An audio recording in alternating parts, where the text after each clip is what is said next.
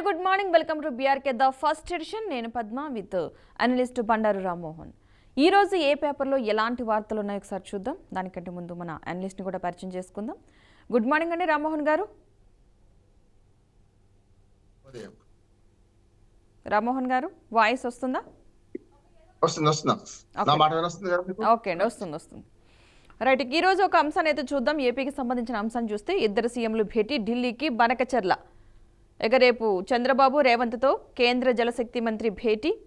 గోదావరి బనకచెర్ల అనుసంధానమే ప్రధానాంశం. ఎజెండాతో రావాలని ఇద్దరు సీఎంలకు సూచన. సిఎస్లకు సమాచారం. ట్రిబ్యునళ్ల తీర్పులు వాప్కోప్స్ నివేదికల కేంద్రం ముందు ఉంచేందుకైతే రాష్ట్రం సన్నద్ధం. 200 టీఎంసీలు వాడటం వల్ల తెలంగాణకు నష్టమే లేదని పునరుద్ఘాటన. తెలుగు రాష్ట్రాల మధ్య నదీ జలాల హక్కులపై నెలకొన్న వివాదాలు, సమస్యల పరిష్కారానికి కేంద్రం సమాయత్తమైంది. ఇక తమ ఎజెండాలతో ఢిల్లీ రావాలని ఆంధ్రప్రదేశ్, తెలంగాణ సీఎంలు చంద్రబాబు, రేవంత్ రెడ్డిలను కేంద్ర జలశక్తి మంత్రి సిఆర్ పాటిల్ కోరారు. బుధవారం మధ్యాహ్నం 2:30 గంటలకు జలశక్తి భవన్లో వారిద్దరితో ఆయన సమావేశం కానున్నారు. ఈ మేరకు ఉభయ రాష్ట్రాల ప్రభుత్వ ప్రధాన కార్యదర్శులు విజయానంద్, రామకృష్ణారావులకు జలశక్తి శాఖ నుంచి సమాచారం అందింది. ఈ నేపథ్యంలో చంద్రబాబు మంగళవారం ఢిల్లీ వెళ్తున్నారు. ఇక రాత్రికి అక్కడే బస్ చేసి బుధవారం రేవంత్ రెడ్డితో కలిసి సిఆర్ పాటిల్ అయితే కలుస్తారు. ఈ భేటీలో పోలవరం బనకచెర్ల అనుసంధానం పథకమే ప్రధానాంశంగా కొనసాగనుంది. రైట్, ఇక రేపైతే గనక 2 తెలుగు రాష్ట్రాల సీఎంలు అయితే భేటీ కానున్నారు. ఈ పోలవరం బనకచెర్ల అంశానికి సంబంధించి సో ఎలాంటి విషయాలు వచ్చే అవకాశం ఉందనుకోవచ్చు. అంటే ఇక్కడ ఒక విషయం కూడా చెప్పడం జరిగింది. 200 టీఎంసీలు వాడటం వల్ల తెలంగాణకు నష్టం ఏమీ లేదని పునరుద్ఘాటన. సో మరి దీన్ని ఈ విధంగా చూడొచ్చు అంటారు. మొత్తం ఇది కదా జరగాల్సింది పద్మ గారు. మీకు అట్లాగే బీఆర్కే న్యూస్ ప్రేక్షకులకు నమస్కారం, శుభోదయం. జరగాల్సింది ఇదే అంటున్నాను. ఎందుకంటే మాటలు తూటాలు విడుచుకుంటూ నష్టం ఏం లేదు, వరద జలాలు తీసుకపోతే మీకేమిటండి చంద్రబాబు నాయుడు గారు అన్నాడు. సమస్య లేదు, 200 కాదు 2 టీఎంసీలు కూడా తీసుకుపోవడానికి లేదు. మా అష్యూర్డ్ వాటర్ మాకు అష్యూర్ చేయండి, ఆ తర్వాత తీసుకెళ్ళండి అని తెలంగాణ రాష్ట్ర ప్రభుత్వం, తెలంగాణ పార్టీలు కానీ ప్రభుత్వం కానీ మాట్లాడడం చూస్తున్నాం మనం. సో బనకచెర్ల పనికిరాని పథకం అని రాయలసీమ మేధావులు, రాయలసీమ కొన్ని పార్టీలు అంటున్నాయి. దానివల్ల నష్టమే తప్ప లాభం లేదు. రాయలసీమలో ఏవైతే ఇప్పుడు పూర్తిగా ప్రాజెక్టులు ఉన్నాయి పూర్తి చేయండి, మొదలు అక్కడ చేయండి. ఇది చాలా తెల్లైన లాగా మారుతుంది, మరో కాళేశ్వరం లాగా మారుతుంది. కాళేశ్వరానికి కరెంటు ఖర్చు ఇది అట్లాగే అవుతుంది అని చెప్పి చాలా విమర్శలు వస్తున్నాయి. కనుక ఇప్పుడు ఇవాళ ఏదైతే ఈ ప్రతిపాదన ఉందో మొత్తం మీద 2 రాష్ట్రాల ముఖ్యమంత్రులు పిలిచి అక్కడ మాట్లాడే పద్ధతి మంచిది అంటున్నారు. ఇప్పుడు వీళ్ళ అభ్యంతరాలు వీళ్ళు చెప్తారు, అటుపక్క వాళ్ళ అభ్యంతరాలు వాళ్ళు చెప్తారు. ఈ రెండింటి మధ్యన ఒక మధ్య మార్గం ఒకటి ఉంటుంది కదా. వాప్కోస్ అనే ఒక సంస్థ ఇప్పటిదాకా అన్నింటి కూడా అదే ఒక తారక మంత్రం అయింది. చాలా వరకు ఆ సంస్థ విశ్వసనీయత బాగుంది కనుక అట్లా చేస్తున్నారు తెలియదు. ఒక్కోసారి దాని మీద చాలా విమర్శలు వస్తున్నాయి. గతంలో కాళేశ్వరం ప్రాజెక్టు ప్రాణహిత చేవేళ్ళ వాళ్ళు ఇచ్చింది కాదు, అక్కడ నీళ్లు అందుబాటులో లేవు, మళ్ళీ వేడిగడ్డకు మార్చాల్సింది అని వాళ్ళు ఇచ్చింది నివేదిక. అట్లానే పోలవరం మీద కూడా 2-3 నివేదికలు ఉన్నాయి వాళ్ళవి. అట్లా చూసుకుంటే మరి మళ్ళీ వాళ్ళకి అప్పచెప్పారు. వాళ్ళు సమయంతో ఆలోచన చేసి 2 రాష్ట్రాలకు మేలు జరిగేలాగా ఒక ప్రణాళిక ఇస్తే బాగుంటుందని నాకు అనిపిస్తుంది. అంతే 2 సర్వేలు ప్రభుత్వం ఏం చెప్తే ఆ సర్వే చేయడం కాదు. 2 రాష్ట్ర ప్రభుత్వాలు అభ్యంతరాలు మరి అంగీకారాలు ఉన్నాయి కనుక ఏది అంగీకారం ఏది అభ్యంతరకరం అని చూసి ఉభయ తెలుగు రాష్ట్రాలకు మేలు జరిగే విధంగా చేస్తే బాగుంటది.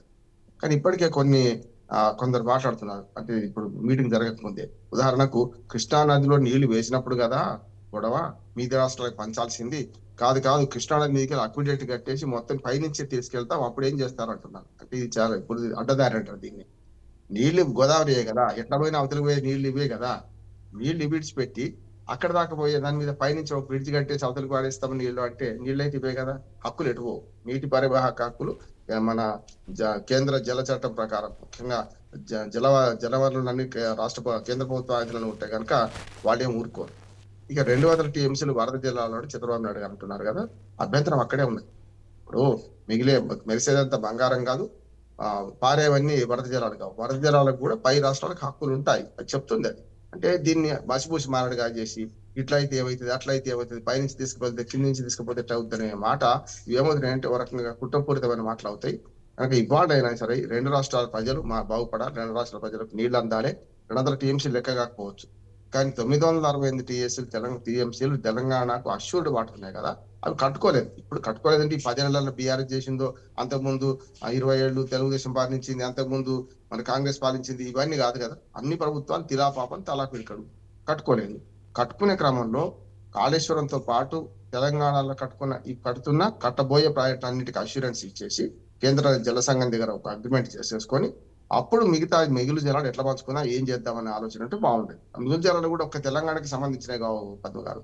అందులో మన ఛత్తీస్గఢ్ ఉంటది, మళ్ళీ మనకు ఒరిస్సా ఉంటది, మహారాష్ట్ర ఉంటది, ఇన్ని రాష్ట్రాలు ఉంటాయి. గోదావరిలో కృష్ణుడు అయితే కర్ణాటక కూడా వస్తుంది. అందుకని మనం ఆలోచించేది ఏంటంటే ఇవాళ జలవనరుల శాఖ మొత్తం మీద మీటింగ్ పెట్టింది. తొందరగా పెట్టడం మంచిదే. ఈ వివాదం ముదరకు ముందే ఈ మీటింగ్ లో ఇప్పుడు తెలుతాను నేను అనుకుంటలేదు. ఇటుపక్క అటుపక్క అధికారులు ప్రతిపాదనలు సమర్పిస్తారు. వాప్కోస్ మళ్ళీ నివేదిక తయారు చేస్తుంది.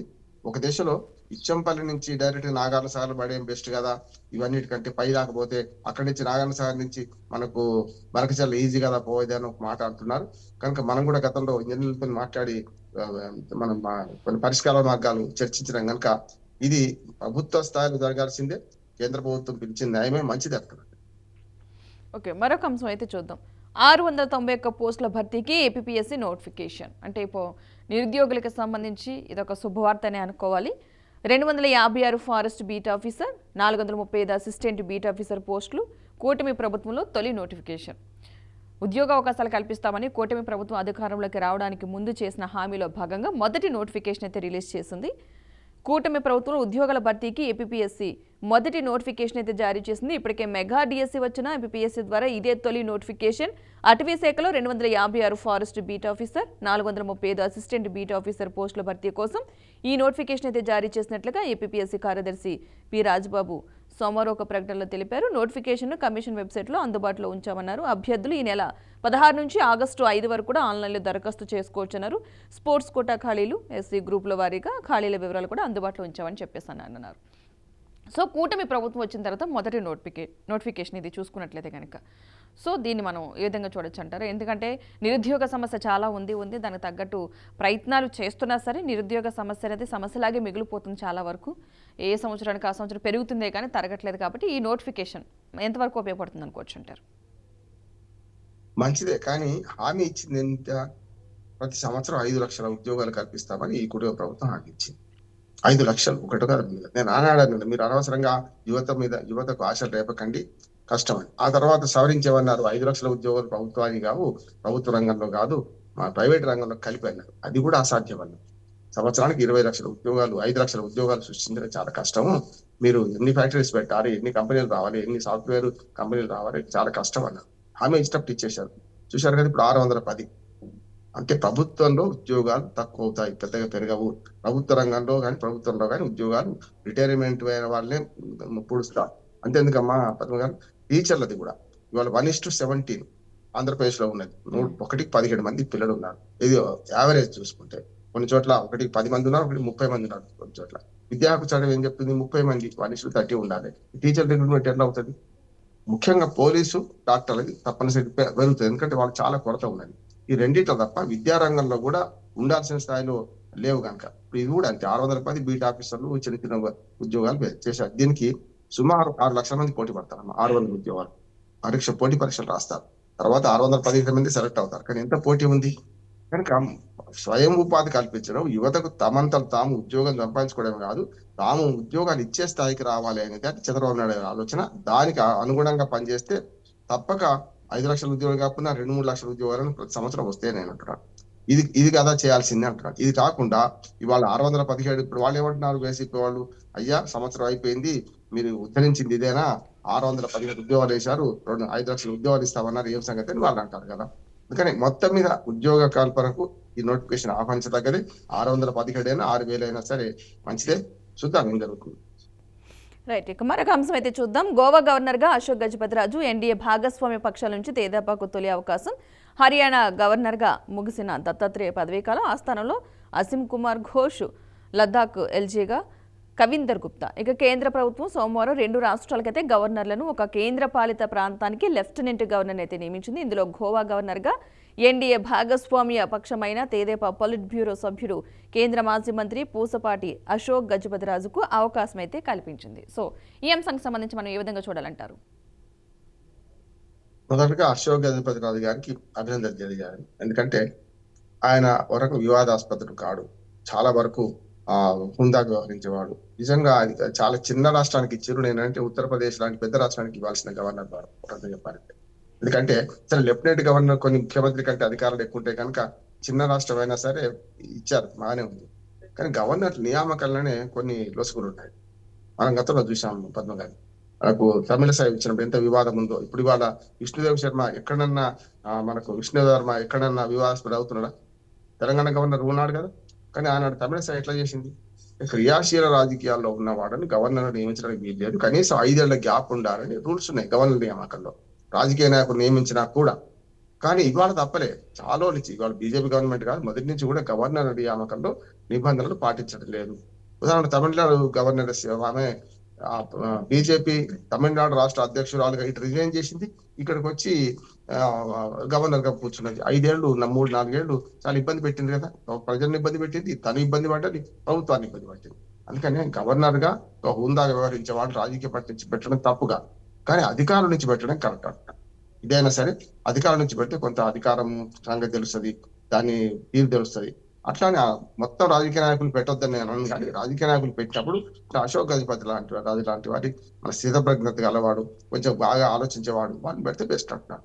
ఎప్పుడు కూడా గవర్నర్ పేరు మీద సంతకాలు అయితే ప్రభుత్వం నడిచేదంతా గవర్నర్ల పేరు మీద, అక్కడ రాష్ట్రపతి, కేంద్రంలో రాష్ట్రపతి పేరు మీద ప్రధానికి సంతకం పెట్టే అధికారం లేదు. ఏ ఆర్డర్ బయటకు రావాలన్నా రాష్ట్రపతి ఇట్లనో ఇక్కడ గవర్నర్లు కూడా అంతే. కనుక గవర్నర్ హుందాగా వ్యవహరించకపోతే, చిల్లరగా వ్యవహరిస్తే మొత్తం వ్యవస్థ నాశనం అయిపోతుంది. గతంలో తమిళనాడు గవర్నర్ రవి చూసాం, అట్లా కేరళ గవర్నర్ చూసాం, పశ్చిమ బెంగాల్ గవర్నర్ చూసాం. ప్రతిపక్షాలు ఎక్కడైతే ఉన్నాయో అక్కడ గవర్నర్ అని వేస్తే వాళ్ళు చాలా ఇబ్బందులు పెట్టిన సందర్భాలు గతంలోనే. అందుకనే కదా సుప్రీంకోర్టు ఇటీవల తీర్పు చెప్పింది, మీరు ఏ ఆర్డర్ ఏదైనా ఒక బిల్లు మీ పరిశీలనకు వస్తే 3 నెలలలోపు తేల్చండి అని చెప్పి రాష్ట్రపతికి కూడా హద్దు విధించేందుకు, రాష్ట్రపతికి కూడా ఆ రకంగా ఒక ముద్దతు నిర్ణయించేందుకు. అంటే ఇందుకే కనుక గవర్నర్లు రాజకీయాలకు అతీతంగా ఉండాలి. ఏ ప్రభుత్వం ఉన్నా మా ప్రభుత్వం అన్నట్టు పనిచేయాలి, మన ప్రభుత్వం అన్నట్టు పనిచేయాలి, అప్పుడు మాత్రం సాధ్యమవుతుంది. ఈ గవర్నర్ నియామకాలను మొదటి నుంచి అధికార పార్టీకి సంబంధించిన వ్యక్తులు పెట్టుకోవడం ఆనవాయితే, ఇవాళ కాదు, కొత్త కాదు. మొదటి నుంచి కాంగ్రెస్ పార్టీ పుట్టినప్పటి నుంచి, మన రాజ్యాంగం ఏర్పడ్డప్పటి నుంచి 52 నుంచి జరుగుతున్నదే. కానీ ఇందులో ఇప్పుడు నా ఉద్దేశం ఏంటంటే, అశోక గజపతి రాజు గారికి గోవా లాంటి చిన్న రాష్ట్రం కాకుండా పెద్ద రాష్ట్రం, అడ్మినిస్ట్రేషన్ లో ఉండే రాష్ట్రం ఇస్తే బాగుండేది. కానీ ఇది ఒక ఇంకో రకంగా ఏమైందంటే, లెఫ్టినెంట్ గవర్నర్ అంటే కొంత అధికారాలు ఎక్కువ ఉంటాయి కనుక గోవా రాష్ట్రంలో కూడా ప్రభుత్వం బీజేపీదే ఉంది కనుక రెండు అంటే ప్రభుత్వాలు అంటే 2 చక్రాలలాగా, బండికి 2 చక్రాలలాగా, గవర్నర్ ఒకవైపు, అటు పక్క ప్రభుత్వంలో బీజేపీ ప్రభుత్వం ఉంది కనుక సజావుగా నడుస్తుంది అనుకుంటే వివాదాస్పదం కాని వ్యక్తి కూడా అయినా కూడా ఎక్కడ వివాదం చేయడం కూడా బాగానే ఉంటుంది. అభినందించాలి అశోక్ గజపతి రాజు నియామకాన్ని. ఓకే, మన యొక్క తెలంగాణ అంశాలకైతే వద్దాం. తెలంగాణ అంశాలకు మనం చూసుకున్నట్లయితే కనుక 1,00,000 ఉద్యోగాల భర్తీ మరో ఏడాదిలోపు, అంటే 2 సంవత్సరాలు పూర్తయ్యేసరికి 1,00,000 ఉద్యోగాలు భర్తీ చేసే విధంగా ప్లాన్ చేస్తామంటూ తెలంగాణ ప్రభుత్వం అయితే చెబుతుంది. దానికి సంబంధించి కాళేశ్వరం ఎక్కడెక్కడ చర్చకు సిద్ధం, 1 కోటి మంది మహిళలకు కోటీశ్వర్లను చేస్తాం, సీఎం రేవంత్ రెడ్డి స్పష్టీకరణ, తిరుమలగిరిలో కొత్త రేషన్ కార్డుల పంపిణీ, 10 ఏళ్లు అధికారంలో ఉన్న తుంగతుర్తికి గోదావరి నీళ్లు ఎందుకు తేలేదని భరాసాకు ప్రశ్న. అంటే నిజంగా మరొక అంటే 2 సంవత్సరాలు పూర్తయ్యేసరికి 1,00,000 ఉద్యోగాలు భర్తీ చేసే అవకాశం నిజంగానే ఉందంటారా? ఎందుకంటే ప్రజలను మభ్యపెట్టే ప్రయత్నంలో భాగమే అనుకోవచ్చు అంటారా ఈ వ్యాఖ్యల్ని? వాళ్ళు ఇచ్చిన హామీ కూడా అక్కడ 5 లక్షలు అంటే ఆంధ్రప్రదేశ్ లో ఇక్కడ 2 లక్షల ఉద్యోగాలు ప్రతి సంవత్సరం అన్నది కదా, అది కూడా అన్నారు. 2 లక్షల ఉద్యోగాలు ఇవ్వలేరు, మీరు ఇవ్వలేరంటే దానికి అనుగుణంగా చర్యలు ఉండాలి కదా అని. కాదు మేము చేస్తామన్నారు. ఇప్పుడు ఈ 1,00,000 ఉద్యోగాలు కూడా 58,000 ఉద్యోగాలు మొదటి ఇచ్చినవి, దాదాపు 50,000 పైగా ఉద్యోగాలు గత ప్రభుత్వంలో నోటిఫికేషన్ పూర్తయిపోయి పూర్తిగా అపాయింట్మెంట్ ఆర్డర్స్ ఇచ్చేదాకా వచ్చిన తర్వాత గత ప్రభుత్వ అహంకారంతో, అవినీతితో కునారిల్లిపోయి వచ్చే ఎన్నికలు చూసుకున్నాం, ఈ అపాయింట్మెంట్లు ఇప్పుడే ఇస్తే ఆశ పెట్టాలి, ప్రజలు ఆశపడతారు కదా, అప్పుడు దాకా ఉంచుకొని ఎన్నికల్లో ఓట్లు వేయించుకున్నట్టు ఇద్దామనుకున్నారు వాళ్ళు. అవి మిగిలిపోయినాయి. అవి 58,000 ఉద్యోగాల్లో 50,000 ఏమో ఆల్రెడీ అపాయింట్మెంట్ ఆర్డర్ల స్థితిలో ఉండే స్థాయిలో, ఆ తర్వాత మిగతా 8,000 దగ్గర పరీక్షలు నిర్వహించి పూర్తయి రిజల్ట్స్ వచ్చేది. అంటే 58,000 పాతవి, ఇప్పుడు మీరు ఇచ్చే 1,00,000 ఉద్యోగాలు భర్తీ అంటానికి కాలేదు, నోటిఫికేషన్ మాత్రం వచ్చినాయి. అంటే నిజంగా ఇచ్చిన 55,000 60,000 ఉద్యోగాలు, దానిలో వచ్చిన 2,000 తేడా ఉండవచ్చు. కానీ 1,00,000 ఉద్యోగాలు అంటే ప్రతి సంవత్సరం 2 లక్షలు కదా, బాకీ ఉంది ఎంత? ఈ వచ్చే 6 నెలల్లో మళ్ళీ 2 నెలలు అయితే కనుక 2 ఏళ్లలో 4 లక్షల ఉద్యోగాలు ఇవ్వాలి. ఎక్కడి నుంచి తెస్తారు? అంటే యువతకు ఆశలు పెంచుతున్నారు అక్కడైనా ఇక్కడైనా. ఆశలు పెంచి వాళ్ళ అడియాసలు అయితే ఇట్లా ఈ ప్రభుత్వాలు ఓడిపోతుంటే కొత్త కొత్త పార్టీలు వస్తుంటే పాత పార్టీలు ఓడిపోతుంటే కొత్త పార్టీలు వస్తుంటాయి. కనుక మంచిదే మొత్తం మీద ఈ 1,00,000 ఉద్యోగాలను ఇస్తా అంటే మంచిదే, ఇచ్చే క్రమం చేయండి. చాలా వరకు ప్రభుత్వ ఉద్యోగాల మీద ప్రజలు ఆశ పెట్టుకోకుండా, యువత ఆశ పెట్టుకోకుండా వాళ్ళ స్వయం అంటే సొంత కాళ్ళ మీద నిలబడే పరిస్థితి తీసుకొచ్చే ప్రయత్నం చేయాలి. ఉపాధి కల్పన అనేది బహుముఖంగా ఉండాలి. ఒక్క ప్రభుత్వ ఉద్యోగాలే కాదు, ప్రభుత్వం ఉన్నది చారణ కోడికి బలమైన మసాలా కాదు. పన్నుల డబ్బును సద్వినియోగం చేసి ప్రజలకు అందించే క్రమంలో వాళ్ళు కేవలం వారధులు మాత్రమే ప్రభుత్వ ఉద్యోగులు. అది విద్య కావచ్చు, ఆరోగ్యం కావచ్చు, పరిపాలన కావచ్చు, ఏదైనా ఏ డిపార్ట్మెంట్ కావచ్చు, అవి పరిమితంగానే ఉంటాయి ఆ ఉద్యోగాలు. కనుక వాటిని కాకుండా అదనంగా ఉద్యోగ కల్పన చేసేటట్టు చేయాలంటే పరిశ్రమలు రావాలి, వ్యవసాయం పెరగాలి, ఉద్యోగ కల్పనలో ముఖ్యంగా సర్వీస్ రంగం పెరగాలి. ఇటువంటివి పెంచే ప్రయత్నం చేస్తే తప్పనిసరి ఉద్యోగ కల్పన అవుతుంది. చూద్దాం. నా ఉద్దేశం ఏంటంటే సంవత్సరం 1,00,000 ఉద్యోగాలు ఇస్తే వీడు వచ్చే 5 ఏళ్లలో చాలా గ్రేట్ సాధించినట్టే లెక్క. మరొక కొన్ని అంశాలు కూడా మాట్లాడడం జరిగింది అదే మీటింగ్లో.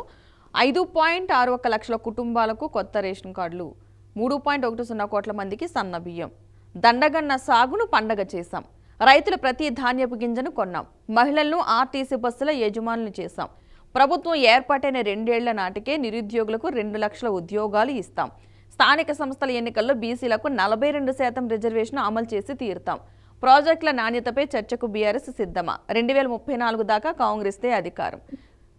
సో ఈ అంశాలు అంటే ఇక్కడ మనం చూసుకోవాల్సింది ఏంటంటే 2 సంవత్సరాలు పూర్తయితే 2 లక్షల ఉద్యోగాలు ఒక అంశం మనం మాట్లాడుకున్నాం.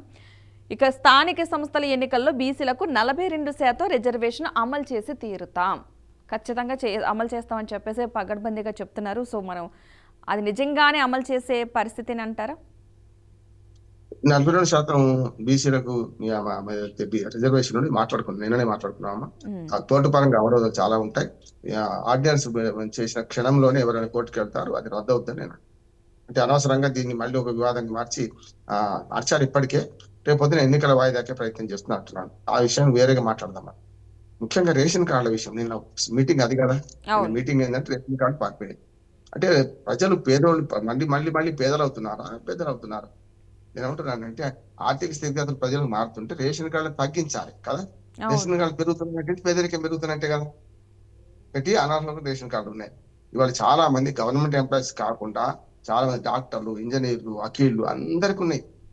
30 ఎకరాల భూమి ఆసాములకు ఉన్నాయి రేషన్ కార్డు. ఏం చేసుకుంటారు అంటే వాళ్ళు బియ్యం అమ్ముకుంటున్నారు, ఇంకోటి ఏం లేదు. రేషన్ కార్డు ఉంటే మిగతా సౌకర్యాలు ఉన్నాయి అంటున్నారు. అందుకని వాళ్ళ 4 లక్షల మంది ప్రజలు, 1 కోటి కుటుంబాలు ఉంటే ఇవాళ 97 లక్షల రేషన్ కార్డులు ఉన్నాయి అన్ని కలిపి. రకరకాల కేంద్ర ప్రభుత్వం, రాష్ట్ర ప్రభుత్వం పథకాలు ఉన్నాయి కదా. అంతే 97 లక్షలు అంటే దాదాపు 1 కోటి దగ్గర అవుతున్నాయి. ఇప్పుడు వీళ్ళు ఇచ్చేది మరో 9 లక్షలు ఇస్తా అంటున్నారు. అంటే 1 కోటి దాటుతాయి కదా. అంటే ప్రతి కుటుంబానికి ఉన్నట్టుగా నాలాంటి వాళ్ళకి, మీలాంటి వాళ్ళకు 4 తప్ప అందరికీ రేషన్ కార్డు ఉన్నట్టే కదా.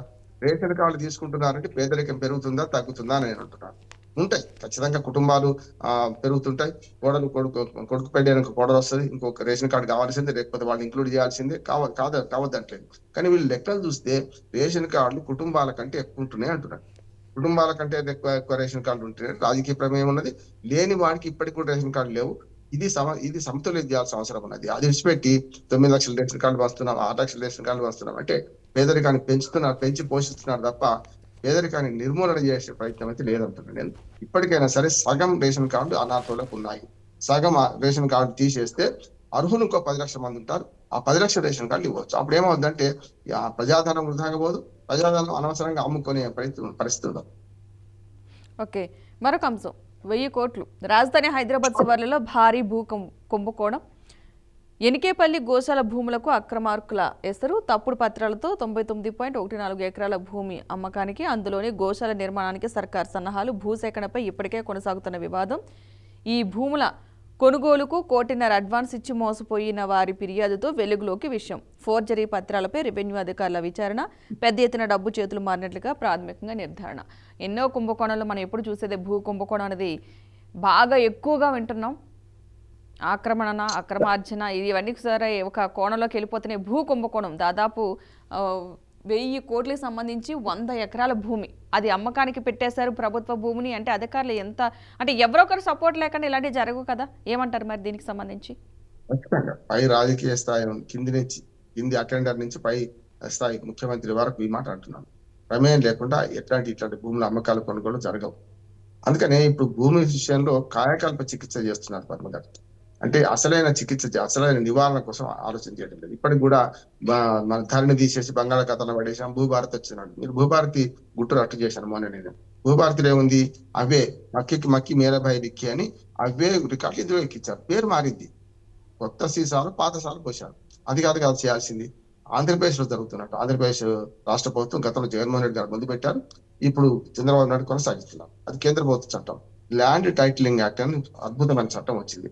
దాని ప్రకారం ప్రతి ఊళ్ళో కూడా భూములు మొత్తం రీసర్వే చేసి కొత్తగా సర్వే నెంబర్లు ఇచ్చి, చాలా సర్వే నెంబర్లు 20-30 మంది ఉంటారు, వాళ్ళు ఎక్కడున్నారో తెలియదు కనుక మొత్తం భూమి సమగ్ర సర్వే నిర్వహించి రికార్డులు తయారు చేస్తే తప్ప ఈ భూ సమస్య పోదు. 99 ఎకరాలు వీళ్ళు అమ్ముకుంటున్నారు ప్రభుత్వ భూమి అంటే అర్థం ఏంటిది? ధరణిలో మొన్న ఎక్కించుకున్నారు, ఇవాళ భూభారతిలో కూడా అదే వచ్చేసింది. దాంతో ఏమైంది, భూభారతి అయినా ధరణైనా అక్రమార్కులకు అడ్డు లేదు కదా. ఇప్పుడు శతకోటి దరిద్రాలకు అనంతకోటి ఉపాయాలట. ఇప్పుడు వీళ్ళు భూభారతాన్ని మార్చిన తర్వాత కూడా రికార్డులు అవే మెయింటైన్ అవుతున్నాయి కనుక వాళ్ళు అమ్ముకునే ప్రయత్నం చేశారు. ఎవరో కంప్లైంట్ చేస్తే బయటకు వచ్చింది 1000 కోట్ల కుంభకోణం అని, అంతేకాదు. కనుక ప్రభుత్వ భూముల రక్షణలో ఇవాటికి హైదరాబాద్ చుట్టుపక్కల హైదరాబాద్ లో చాలా పెద్ద ఎత్తున కుంభకోణాలు జరుగుతున్నాయి. హైడ్రా వెలుగులోకి తీసుకొస్తే నిజంగా ఇటువంటి కుంభకోణాలు హైడ్రా పట్టించుకుంటలేదు. ఓవైసీ కాలేజీ కూలగొట్టారు, మల్లారెడ్డి కాలేజీ కూలగొట్టారు. వీళ్ళు చేసే పనిది పేదలు ఇళ్లను గుడుస్తారు, మధ్యతరగతి ఇళ్లను ఆశలను నాశనం చేస్తారు, అంతేకాదు. అందుకని ఇవన్నీ చూస్తే హైడ్రా ఎందుకు కల్పించుకోవడం లేదు ఇక్కడ? హైడ్రాకు అధికారం ఉంది కదా, అందుకని హైడ్రా కల్పించుకోవాలి, రాష్ట్ర ప్రభుత్వం కల్పించుకోవాలి. ఈ 99 ఎకరాల భూమిని అన్యాక్రాంతం చేసే క్రమంలో వీళ్ళు పట్టా చేయలేరు, ఎందుకంటే అది ప్రభుత్వ భూమి అని తెలిసింది కనుక ఇప్పటికైనా సరే ప్రభుత్వం దాన్ని స్వాధీనం చేసుకోవాలి, అక్రమార్కులను జైలు పంపించాలి, అప్పుడు సాధ్యం అవుతుంది. కానీ పంపరు, ఎందుకంటే చాలా దీని వెనుక ఇటుపక్క అటుపక్క అధికార పక్షం ప్రతిపక్షం చాలా మంది. ఈ భూములను చూడండి, ఇక్కడ రాజకీయ ప్రమేయం, రాజకీయంగా విభేదాలు ఏముండవు, పంచుకోవడంలో దోచుకోవడంలో రాజకీయ విభేదాలు ఏముండవు. కౌన్సిలర్ నుంచి మొదలుకొని కార్పొరేటర్ దాకా అందరూ కూడా, అంటే ఈ పార్టీలకు అతీతంగా ఇటువంటి కుంభకోణాలు ఉంటారు, మేము ఉన్నా చూసుకుంటూ పోమంటారు. ఆఖరికి రెవెన్యూ అధికారులు జరిగిపోతారు. చూడండి, ఇప్పుడు ఈ కుంభకోణం మొత్తం బయటకు వస్తే, 1000 కోట్ల కుంభకోణం బయటకు వస్తే చాలా మంది అధికారులు లోపలికి పోతారు తప్ప రాజకీయ నాయకులు ఎవరు పోరు. ప్రమేయం ఉందంటే కూడా తెలుసుకున్నారా అంటారు, దమ్ముంటేది రా అంటారు, సవాళ్ళకు సిద్ధమవుతారు తప్ప వాళ్ళు సంతకాలు ఎన్నికలు కదా. ఎక్కడ ప్రభుత్వ అధికారులు కూడా ఆ పని చేసేటప్పుడు చూడాలి. ఇప్పటికి రికార్డుల కంటే భూమి కంటే రికార్డులలో ఎక్కువ భూమి నమోదయ్యేది. అది రైతు బంధు పేరు మీద కావచ్చు, రుణాల కోసం కావచ్చు, బ్యాంక్ మేనేజర్లు ఎంఆర్ఓలు కలిసి ఒక సర్వే నెంబర్ లో 10 ఎకరాలు ఉంటే ఇంకొక 10 ఎకరాలు వేరే పట్టదారికి ఇచ్చేసి పాస్బుక్ మీదే ఉంటుంది, భూమి వాస్తవంగా ఉండదు. కోట్ల రూపాయల లోన్లు తీసుకునే వాళ్ళు కనపడుతున్నారు వాళ్ళు. కనుక సమగ్ర భూ సర్వే చేసి ఈ భూమి సమస్యను పరిష్కరించకపోతే అరకొర సంస్కరణ ఎన్ని చేసినా కూడా ఇట్లాంటి కుంభకోణాలు జరుగుతూనే ఉంటాయి. పట్టుబడ్డప్పుడే దొరికితే దొంగ, దొరకపోతే దొర. ఓకే, మరొక అంశం, ఇది చాలా చిన్నగా అనిపించినా సరే బాగా లోతుగా ఆలోచించాల్సిన అంశం నేనైతే అనుకుంటున్నాను. గురుకుల హాస్టల్పై నుంచి దూకి విద్యార్థిని మృతి. పారిపోయే ప్రయత్నంలో ప్రమాదమా? యాదాద్రి భువనగిరి జిల్లా తుఫ్రాన్పేట బీసీ గురుకులంలో ఘటన. ఎస్ఎఫ్ఐ బీజేవైఎంలో నిరసనలు. విద్యార్థిని కుటుంబానికి 5 లక్షలు చెల్లించేందుకు స్కూల్ అధికారులు హామీ. అంటే గురుకుల పాఠశాలకు వచ్చేసరికి అయితే ఫుడ్ విషయంలో ఫుడ్ పాయిజన్ జరిగే పిల్లలకి ఏదైనా అవ్వడం, లేదంటే వాళ్ళంతటా వాళ్ళు ఏదైనా జరగడం, అంటే ఒక సౌకర్యం లేకుండా, వాళ్ళకి రక్షణ లేకుండా ఫుడ్ విషయంలో కావచ్చు, అక్కడ ఉన్న సేఫ్టీ విషయంలో కావచ్చు, చాలా చాలా విషయాలకి మధ్యకాలంలో ఎక్కువగా వింటున్నాం. దాదాపు 20 నెలల్లో 93 మంది గురుకుల విద్యార్థులు మృతి. అసలు ఏం జరుగుతుంది అనుకోవచ్చు అంటే ఇలాంటి విషయాలు ఏంటంటే బయటికి రాకుండా చేసే ప్రయత్నం అయినా సరే ఇలాంటి బయటికి రావాల్సిన అవసరం ఉంది. అక్కడ ఏం జరుగుతుంది అనేది చెప్పుకోవడానికి గురుకుల పాఠశాలలు ఉన్నాయి, పిల్లలు చదువుతున్నారు, కానీ చనిపోయే పిల్లలు ఎందుకు చనిపోతున్నారు అన్న దాని మీద ఎవరికీ సమాధానం లేదు. అసలు ఒక ప్రశ్న కింద మిగిలిపోతుంది, కాదంటారా? అల్మ గారు, ఈ చిన్న విషయంగా చాలా పెద్ద విషయం. ఇప్పటిదాకా మనం మాట్లాడుకునే విషయాలు అన్నిటికంటే పెద్ద విషయం అంట. నేటి బాలుడే రేపటి పౌరుడు అంటాం కదా మనం. మరి అటువంటి వాళ్ళు చిదిమేస్తుంటే ఎట్లా అని హాస్టల్లో 2 సమస్యలు ఉన్నాయి. ఒకటి 43 మంది హాస్టల్ పిల్లలు ఈ ప్రభుత్వం వచ్చిన కొత్తలోనే, ప్రభుత్వం మారింది కానీ పాలన మారద్దు కదా, పాలన అయితే బాగా సజావుగా సాగాలి కదా. 43 మంది పిల్లలు విషాహారం తిని, అంటే హాస్టల్లో పిల్లల ఆహారం పడక ఆహారం విషమై చచ్చిపోయారు కదా. విషం పెట్టాం కదా మనం, అంటే వాళ్ళ తల్లిదండ్రుల ఆశలకు మొత్తం గండి కొట్టాం కదా, వాళ్ళ ఆశలు కుప్పగులిపోయినాయి కదా, వాళ్ళ పిల్లలందరూ చనిపోయారు కదా.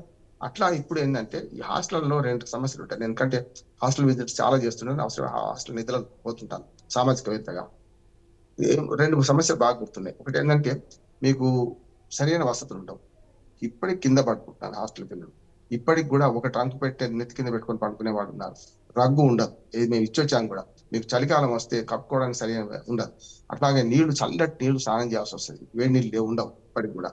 దాంతో పాటు ఇప్పుడు ఈ అబ్బాయి దూకడానికి కారణం ఏంటంటే పారిపోయే ప్రయత్నం చేసిండు. ఎందుకు చేసిండు? ఒకటి హోమ్ సిక్ ఉంటది. రెండోది హాస్టల్లో వేసే పిల్లలను కూడా మనం కొంచెం జాగ్రత్తగా ఆలోచించి తల్లిదండ్రులు కూడా ఆలోచించాలి. అది ప్రైవేట్ హాస్టల్ కావచ్చు, గవర్నమెంట్ హాస్టల్ కావచ్చు. వాళ్లకు ఒక స్థాయి వచ్చేదాకా 5వ తరగతి లోపల హాస్టల్లో వేయడం చాలా కష్టం, సరైనది కాదు. మళ్ళీ ఇంటర్మీడియట్ లో కూడా వేయడం, ఈ రెండింటి మధ్యన తేడా ఉంది. ఇంటర్మీడియట్ లో వాళ్ళ మానసిక స్థితి ఎలా ఉంటుంది, శారీరక ఎదుగుదల ఉంటది, మెంటల్ టెన్షన్ ఉంటది. అది కూడా చూడండి, మీరు ఇంటర్మీడియట్ పిల్లలు ఎక్కువ మంది ఆత్మహత్యలు చేసుకుంటారు, లేకపోతే చిన్న పిల్లలు ఆత్మహత్యలు చేసుకుంటారు. దానికి కారణం ఏంటంటే ఇప్పుడు వాళ్ళకి హోమ్ సిక్ ఉంటుంది. హోమ్ సిక్ హాలిడేస్ కూడా ఇస్తారు. అప్పుడు ఏం చేయాలంటే తల్లిదండ్రులతో కలిసి చేసే ప్రయత్నం ఉండాలి. సాధ్యమైనంత వరకు వాళ్ళ రెసిడెన్షియల్ స్కూల్స్ ఎక్కువైన తర్వాత మామూలు స్కూళ్ళల్లో అడ్మిషన్స్ చాలా తక్కువైనాయి పద్మ. ఇప్పుడు మామూలు స్కూల్ అన్ని కూడా రోజు డే స్కూల్స్ అన్నినేమో వెలవెలబోతున్నాయి. రెసిడెన్షియల్ స్కూల్లో 3 రకాలు. ఒకటి పేదరికం, వాళ్ళు మాకు తిండి పెడతారు, బట్టలు ఇస్తారు. ఒక తిండి ఎక్కువ, బట్టలు ఇచ్చడం, బట్టలు, షూస్, ఇవన్నీ యూనిఫామ్, ఇవన్నీ పుస్తకాలన్నీ కూడా మామూలు స్కూళ్ళల్లో వస్తున్నాయి, గవర్నమెంట్ స్కూళ్ళల్లో వస్తున్నాయి. ఒక అదనంగా ఏంటంటే ఇంటికి లేక, నేను చెప్తుంది ఈ మాట అంటున్నాను, పేదరికంతో హాస్టల్లో వేస్తున్నారు. తమ పిల్లల భవిష్యత్తు ఏమవుతుందని ఆందోళన ఉన్నా కూడా తప్పక పేదరికంతో వాళ్ళు వేస్తున్నారు. అక్కడ సరైన ఫుడ్ దొరకకపోవడం, సరైన ఆదరణ దొరకకపోవడం, మళ్ళీ ఆ పిల్లలను ఆలనా చూసే క్రమంలో కొంత ఇబ్బంది కలగడంతో వీళ్ళందరూ పారిపోయే ప్రయత్నం చేస్తున్నారు. అది కూడా గమనించాలి. హోమ్ సిక్ హాలిడేస్ తో పాటు కొంచెం తల్లిదండ్రులతో ర్యాపోర్ట్ పెంచుకోవాలి. స్కూల్ యాజమాన్యాలు కానీ, లేకపోతే గురుకుల పాఠశాల దాన్ని కౌన్సిలింగ్ చేసేది కానీ చేయాలి. పిల్లల మానసిక స్థితిని బట్టి చిన్న పిల్లలను తల్లిదండ్రులను దూరం చేసినప్పుడు వాళ్ళకు ఉండే బెంగను తీర్చే ప్రయత్నం చేయాలి. అప్పుడప్పుడు విజిట్స్ ఉండాలి. అసలు పేరెంట్స్ టీచర్స్ కమిటీ కూర్చోవాలి. ఇవన్నీ చాలా నిబంధనలు ఉన్నాయి, ఒక్కరు కూడా పాటిస్తలేదు. అంటే ఏంది బందర దొడ్లో తోలి పశువులను తోలుతారు కదా, అట్లా తోలేసి వాడు తల్లిదండ్రుల ఇష్టారాజ్యం తల్లిదండ్రులే, పిల్లలది ఇష్టారాజ్యం పిల్లలదే. ఆ టీచర్లు వీళ్ళు కూడా అదే ప్రకారం ఉంటుంది కనుక సాధ్యమైనంత వరకు హాస్టళ్ల సంస్కరణ జరగాలంటే 3 చేయాలి. ఒకటి, హాస్టల్ కమిటీస్ పటిష్టం చేయాలి. ఫుడ్ కూడా మంత్రి గారు లేకుంటే ఒక నాయకుడు పోయినప్పుడే బ్రహ్మాండంగా పెడతారు, కానీ ఫుడ్ లో చాలా తేడాలు ఉన్నాయి. దానికి కారణం ఏంటంటే మొత్తం హాస్టల్ ఫుడ్స్ మీరు తేడాలు ఉన్నాయి. ఏ పిల్లలు ఎంతవరకు తింటారు అంటే, ఒక హాస్టల్ ఓ రకంగా, గురుకుల పాఠశాలలో ఓ రకంగా, సంక్షేమ హాస్టల్, ఎస్సీ హాస్టల్ ఓ రకంగా మెనూ చార్జెస్ ఉన్నాయి కదా. ఈ మెస్ చార్జెస్ తేడా ఎందుకుంటుంది? తినేది ఒకటే కదా. వాళ్ళ రేటు పెరుగుతున్నప్పుడు మెస్ చార్జెస్ తక్కువ ఉంటే కాంట్రాక్టర్ ఏం చేస్తాడు? నీళ్ల చాలు పోస్తాడు, పనికిరాని కూర అనే పేరు మీద నీళ్లు పోస్తారు, చూస్తున్నాం మనం. కనుక మెస్ ఛార్జీల విషయంలో హేతు పద్ధతి ఉండాలి. అందులో ఈ ప్రభుత్వం ఒప్పుకుంటారు. మొన్న మెస్ ఛార్జీలు పెంచారు, గతంలో 10 ఏళ్ల నుంచి పెంచలేదు, 10 ఏళ్ళగా రేట్లు పెరగలేదు. మొన్న ఈ గవర్నమెంట్ వచ్చినాక పెంచారు, అది అభినందిస్తూనే. ఇట్లాంటి మరణాల పట్ల సానుభూతి వ్యక్తం చేయడం కాదు, సమగ్రమైన విచారణ జరపాలి. ఎందుకు చనిపోతున్నారు ఇట్లానే విచారణ చేసి దాని పరిష్కారాలు కనుక్కోవాలి. ముఖ్యంగా మానసిక శాస్త్ర విశ్లేషకులను, లేకుంటే కొంత సమాజ హితులను తీసుకొచ్చి ఇటువంటి సంఘటనలు జరగడానికి కారణాలను అన్వేషించాలి. మామూలుగా ఇది హృదయంతో చూడాల్సిన అంశం. ఇది కేవలం ఏదో రికార్డులతో చూసే అంశం కాదు, ఇది కేవలం లెక్కలతోనే కాదు, హృదయంతో స్పందించాలి. కనుక హృదయంతో స్పందించే వాళ్ళు ఎవరు అవుతారు? అందులో ఉద్యోగులు కావద్దు, బయట వాళ్ళు రావాలి. నిష్పక్షపాతంగా విచారణ జరిపితే మాత్రమే సాధ్యమవుతుంది. ఓకే, మరొక అంశం ఏంటంటే ఇదే ఒక స్కూల్లో ఒక పిల్లవాడిని మరొక పిల్లవాడు కొట్టడం వల్ల చనిపోయాడు. అంటే పిల్లల మానసిక పరిస్థితి ఎలా ఉందనుకోవచ్చు? అంటే మనకి ఏ అలవాట్లు నేర్పిస్తున్నారు, అసలు ఏం నేర్చుకుంటున్నారు, అటు తల్లిదండ్రుల దగ్గర కావచ్చు, ఇటు స్కూల్లో కావచ్చు. అంటే పిల్లల మధ్య చిన్న చిన్న కోపాల వల్ల ప్రాణాలు పోయేంత పరిస్థితి తెచ్చేసుకుంటున్నారు. అయితే కొట్టి చంపడం అనేది, అంటే చంపాలని కాకపోయినా కొట్టడం వల్ల చనిపోయినా అది రెండు ఒకటే. తెలిసి చేసినా తెలియక చేసినా తప్పే అవుతుంది. సో ఈ విషయంలో ఎలాంటి జాగ్రత్తలు తీసుకుంటే మంచిది అంటారు, అటు స్కూల్స్లో కావచ్చు? ఎందుకంటే సగం డే టైం అంతా కూడా స్కూల్లో ఉంటారు, అటు పేరెంట్స్లో దగ్గర కూడా ఉంటారు. అటు పేరెంట్స్గా, ఇటు టీచర్స్గా ఎలాంటి పాత్ర పోషిస్తే పిల్లల భవిష్యత్తు బాగుంటుంది, అంటే ఇలాంటి చిన్న చిన్న నేరస్తుల కింద తయారవ్వకుండా ఉండడానికి ఉపయోగపడుతుంది అనుకోవచ్చు అంటారు? ఇటీవల ఒక వార్త జరిగింది. ఒక స్కూల్లో 6వ తరగతి పిల్లలు 7వ తరగతి పిల్లలు కొట్టుకున్నారు. మా అమ్మాయి గురించి నువ్వు ఎందుకు కామెంట్ చేసినవారు అని చెప్పి వీడు వాళ్ళని అంటే క్లాస్ పిల్లలు, మగ పిల్లలు ఆడపిల్లలు రక్షించుకోవడం అంటే, మా ఆడపిల్లలు మేము రక్షించుకుంటామని క్లాస్ పిల్లలు 2 క్లాసుల వాళ్ళు కొట్టుకున్నారు. కారణం ఏంటంటే వాళ్ళ సెల్ ఫోన్లలో మీరు చూడండి, ఏది ఇచ్చిన హింసకు సంబంధించి వస్తున్నాయి.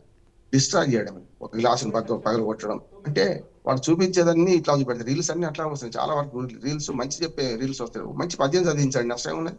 సుమతి శతకము, వేమన శతకము చదివించిన అనుకోండి, అది వారు చూడరు.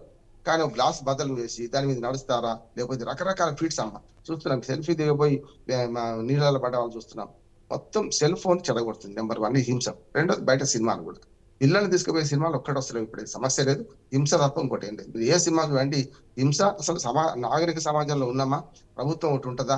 గతంలో బ్రహ్మాండమైన సినిమాలు వచ్చాయి, ఇవన్నీ పోయినాయి. ఇప్పుడు సినిమాలు సినిమాలు చూసే క్రమం తక్కువైనా కూడా, ఎందుకంటే 5-6 వేల రూపాయలు కావాలి సినిమా చూడడానికి. మధ్యతరగతి కుటుంబం 5,000 పెట్టి సినిమా చూడలేదు కూడా. కనుక ఇంట్లో సెల్ అప్ప చెప్తున్నారు. దీంతో ఈ సెల్ అప్ప చెప్తే ఏం చూస్తున్నారో తెలియదు కనుక పిల్లలు ఇప్పుడు మీరు అన్నట్టు కొట్టుకోవడానికి కారణం ఏంటంటే సెల్ ఫోన్ లో వచ్చే హింసాత్మక దృశ్యాలు, ఈ రీల్స్ ఇవి చూడడం వల్ల. కొడితే ఏం కాదు, అక్కడ బతుకుతా. ఎందుకని అక్కడ చాలా సార్లు ఫీట్లు చేసినప్పుడు మీరు అక్కడ కింద వివరణ ఇస్తారు. ఈ ఫీట్ మేము కేవలం శాస్త్రీయ పద్ధతులు చేసినాం, కొన్ని సాంకేతిక పద్ధతులు చేసినాం, సెల్ ఫోన్ లో రకరకాల జిమ్మిక్స్ చేసినాం, ఆర్టిఫిషియల్ ఇంటెలిజెన్స్ వచ్చినాక చాలా మారింది కదా అని కింద పెట్టినా ఎవరు చూడరు కదా. ఒక త్రాగరాదని ఎవరు చూడరు. పుర్రె బొమ్మ వేసినా తాగేవాడు తాగుతున్నారు, మద్యం తాగరాదని మన పెద్ద ఎత్తున అడ్వర్టైజ్మెంట్ చేసినా మద్యం తాగేవాడు తాగుతున్నారు. ఇది అంతే. కనుక వీళ్ళు చూసే సెల్ ఫోన్ ఇవన్నీ వల్ల వస్తున్న సమస్య. ఇది సెల్ ఫోన్ అడిక్షన్ కు సంబంధించిన అంశం అంటున్నాను. హింస ప్రేరేపించడానికి చూస్తున్నాం. భర్త భార్యను, భార్య భర్తను, తల్లి కొడుకును, కొడుకు తల్లిని చూస్తున్నాం కదా. అసలు ఇంత హింస పెరిగిందా ఇప్పుడే? లేకపోతే మనం చూపిస్తున్నాము అనేది కూడా మనం ఆలోచన చేయాలి. ఏదైనా సరే దీన్ని అరికట్టాలంటే సెల్ ఫోన్ కంట్రోల్ చేయకుండా వీళ్ళు రీల్స్ అంటే చూడకుండా చేసే క్రమం చేస్తే తప్ప సాధ్యం కాదు. ఇప్పుడు ఖచ్చితంగా కూరగాయలు పోయొచ్చు, మిడకాయలు పోయొచ్చు. పూర్తిగా సెల్ ఫోన్ కానీ ఇటువంటి వ్యతిరేకిస్తారని దాన్ని సమాజ హితానికి వాడుకోవచ్చు. ఇప్పుడు మనం ఇద్దరు మాట్లాడుతున్నాం, మా ఇంట్లో నేను, మీ ఇంట్లో మీ స్టూడియోలో మీరు ఉన్నారు, ఎట్లా మాట్లాడుకోగలుగుతున్నాం? ఇది సమాజ కళ్యాణం కోసమే కదా. అట్లానే సెల్ ఫోన్ తప్పు అని మనం వేయలేము, సెల్ ఫోన్ వాడే విధానం తప్పు ఉన్నది, దాన్ని అరికడితే సరైంది. Okay, right. థ్యాంక్ యూ అండి రామ్మోహన్ గారు, మంచి వివరణ విశ్లేషణ అందించినందుకు థ్యాంక్ యూ సో మచ్ అండి. సో చూసారు కదండి, ఇక ఇది నాటి బీఆర్కే ద ఫస్ట్ ఎడిషన్. రేపటి ఫస్ట్ ఎడిషన్లో మళ్ళీ కలుద్దాం. Keep watching BRK news, Telugu సత్తా.